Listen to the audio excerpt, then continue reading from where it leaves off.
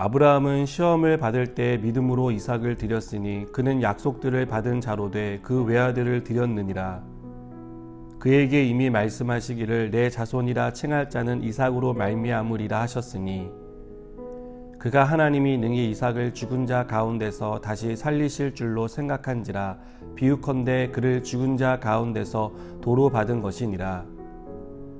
믿음으로 이삭은 장차 있을 일에 대하여 야곱과 에서에게 축복하였으며 믿음으로 야곱은 죽을 때 요셉의 각 아들에게 축복하고 그 지팡이 머리에 의지하여 경배하였으며 믿음으로 요셉은 임종시에 이스라엘 자손들이 떠날 것을 말하고 또 자기 뼈를 위하여 명하였으며 믿음으로 모세가 났을 때 그 부모가 아름다운 아이임을 보고 석 달 동안 숨겨 왕의 명령을 무서워하지 아니하였으며 믿음으로 모세는 장성하여 바로의 공주의 아들이라 칭함받기를 거절하고 도리어 하나님의 백성과 함께 고난받기를 잠시 죄악의 낙을 누리는 것보다 더 좋아하고 그리스도를 위하여 받는 수모를 애굽의 모든 보화보다 더 큰 재물로 여겼으니 이는 상 주심을 바라봄이라.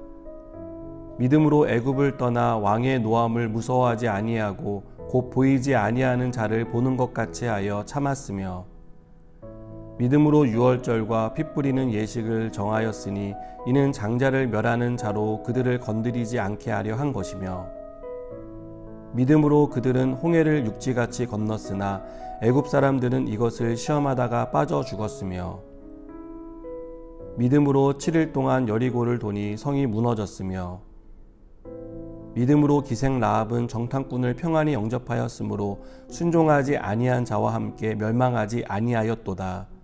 아멘. 요즘은 문해력이 중요한 시대라고 합니다. 문해력은 글을 읽고 이해하는 능력을 가리킵니다. 문제를 읽었는데 그 문제가 무엇을 의미하는지 알지 못하면 답을 찾을 수 없습니다. 하지만 문해력을 갖춘 사람은 문제를 읽으면 그 문제의 의미가 무엇인지를 알고 답을 찾아갈 수 있습니다. 저는 신앙생활에도 영적인 문해력이 필요하다고 생각합니다. 성경에 나오는 수많은 사건들은 영적인 문해력을 필요로 하기 때문입니다.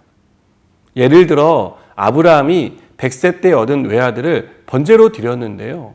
어떻게 이렇게 할 수 있었는지 우리는 쉽게 이해하기 힘듭니다. 또 이삭이 야곱과 에서를 축복하며 장차 있을 일에 대해 예언했는데 어떻게 이렇게 할 수 있었는지 우리는 알 수 없습니다. 요셉은 죽음을 앞두고 자기의 뼈를 가지고 나가달라고 요청했는데 요셉이 어떻게 그런 요청을 할 수 있었는지 선뜻 이해하기 어렵습니다. 성경에 나오는 많은 사람들의 행동과 삶을 이해하는데 영적인 문해력은 필수라는 것을 알 수 있습니다. 여러분, 이 영적 문해력이 무엇일까요? 믿음입니다. 히브리서 기자는 오늘 본문에서 믿음으로 라는 단어를 11번이나 사용하고 있습니다. 반복해서 사용했다는 것은 강조하기 위한 목적이고 또 그것이 중요하다는 것을 가리킵니다. 어떻게 아브라함은 믿음의 조상이 될 수 있었습니까? 믿음으로 순종했기 때문입니다. 모세는 어떻게 바로의 공주의 아들이라는 자리를 버릴 수 있었습니까? 그리고 위험하고 고생스러운 자리를 맡을 수 있었습니까? 하나님이 상 주시는 분이라는 사실을 믿음으로 할 수 있었습니다.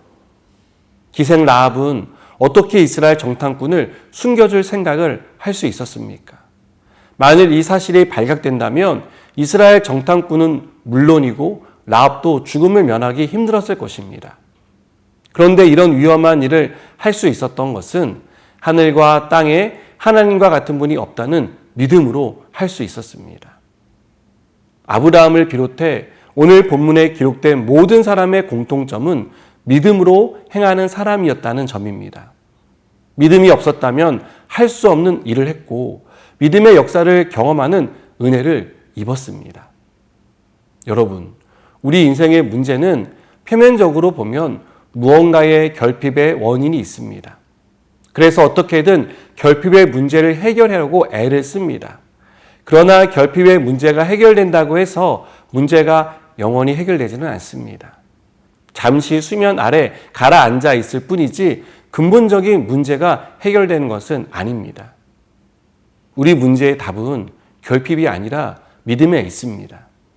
하나님이 문제의 답이라는 사실을 믿지 못하면 우리는 계속되는 결핍을 채우고자 분주한 인생을 살게 될 것입니다.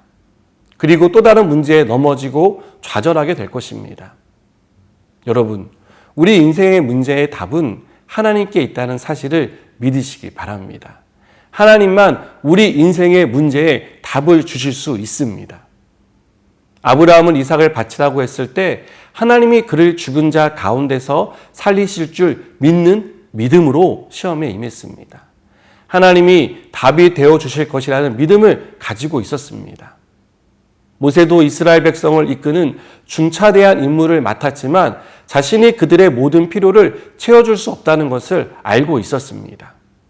그럼에도 이스라엘 백성의 지도자가 된 것은 하나님이 모든 필요를 채워주실 것이라는 믿음이 있었기 때문입니다. 인생의 문제의 답을 스스로에게서 찾지 않고 인생의 주인 되시는 하나님에게서 찾은 것입니다. 사랑하는 여러분, 우리 인생의 답도 하나님께 있습니다. 이 사실을 아는 사람은 하나님을 신뢰합니다. 비록 아무것도 보이지 않는 절망적인 상황에 있어도 하나님이 절망을 걷어내고 새 희망을 주실 것을 믿을 수 있습니다.